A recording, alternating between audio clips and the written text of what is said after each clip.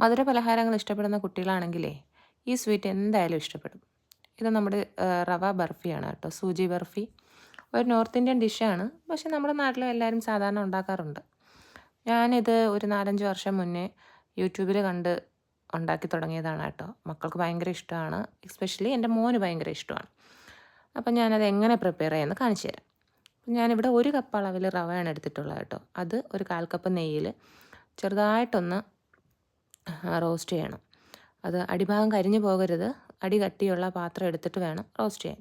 അതിങ്ങനെ ഒന്ന് റോസ്റ്റായി വരുമ്പോഴത്തേക്കും അതിൽ 1 കപ്പ് അളവിന് അല്ലെങ്കിൽ ഒരു 3/4 കപ്പ് അളവിന് തേങ്ങ ഇട്ട് കൊടുക്കാം. തേങ്ങയും കൂടെ ഒന്ന് റോസ്റ്റായി വരുമ്പോഴത്തേക്ക് അത് മാറ്റിയതിന് ശേഷം അതേ പാനിൽ തന്നെ ഒരു 2.25 കപ്പ് അളവിന് പാല്, വെള്ളം ചേർത്തതല്ല, 2.25 കപ്പ് പാല്, ആ പാല് ഒഴിച്ച് ഒന്ന് ചൂടായി വരുമ്പോഴത്തേക്കും നമ്മൾ റോസ്റ്റ് ചെയ്ത് വെച്ചിരുന്ന കൂട്ടില്ലേ, ആ കൂട്ട് കുറേശ്ശെ ഇട്ട് കൊടുത്ത് മിക്സ് ചെയ്തെടുക്കാം. അപ്പോൾ ഞാനിത് വീഡിയോ ആയിട്ട് എടുക്കുന്നെങ്കിലും വളരെ ഈസിയാണ് കേട്ടോ ഉണ്ടാക്കാനായിട്ട്. നമ്മൾ പെട്ടെന്ന് കുക്ക് ചെയ്യുന്ന സാധനങ്ങളായാൽ പോലും നമ്മൾ വീഡിയോ എടുക്കുമ്പോഴത്തേക്കും ഒന്നുകിൽ അത് ലോങ് ആയി പോവും, അല്ലെങ്കിൽ ഫാസ്റ്റ് ചെയ്തെടുക്കേണ്ടി വരും. അതാണ് ഇതിൻ്റെയൊക്കെ ഒരു പ്രത്യേകത. അപ്പോൾ മിക്സ് ചെയ്തെടുക്കുന്ന സമയത്ത് അടിഭാഗം കട്ടിയുള്ള പാത്രം എടുക്കണമെന്ന് ഞാൻ പറഞ്ഞല്ലോ.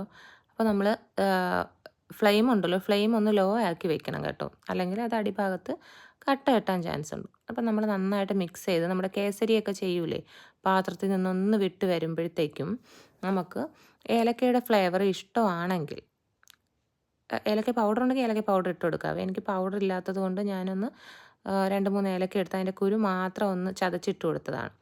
ഏലക്ക പൊടി ഇട്ടതിന് ശേഷം നമുക്ക്, ഇത് ഓപ്ഷണലാണ്, നട്ട്സ് ഉണ്ടല്ലോ.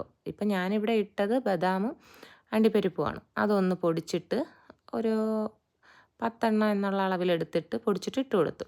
അതൊന്ന് നന്നായിട്ട് മിക്സ് ചെയ്തതിന് ശേഷം 1 കപ്പ് റവയല്ലേ നമ്മൾ എടുത്തത്, അപ്പോൾ അതേ സെയിം അളവിന് പഞ്ചസാര ചേർക്കാം. ഞാൻ 1 കപ്പ് പഞ്ചസാരയും കൂടെ ചേർത്ത് മിക്സ് ചെയ്യാണ്.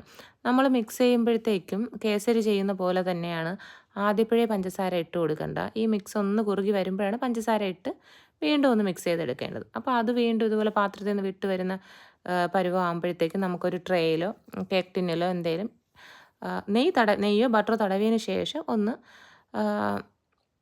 ഒഴിച്ചു കൊടുക്കാം. ഒഴിച്ചു കൊടുത്തതിന് ശേഷം ഞാൻ അതിൻ്റെ പുറത്ത് നമ്മുടെ ബദാം ഒന്ന് ക്രഷ് ചെയ്തതാണ് കേട്ടോ ഇട്ട് കൊടുക്കുന്നത്.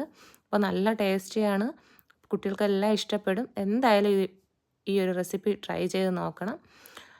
അപ്പോൾ ഇന്നത്തെ വീഡിയോ ഇത്രയേ ഉള്ളൂ. വീഡിയോ ഇഷ്ടപ്പെടുമെന്ന് കരുതുന്നു എല്ലാവർക്കും. അപ്പോൾ ഇഷ്ടപ്പെട്ട ലൈക്ക് ചെയ്യാനും ഷെയർ ചെയ്യാനും മറക്കരുത്.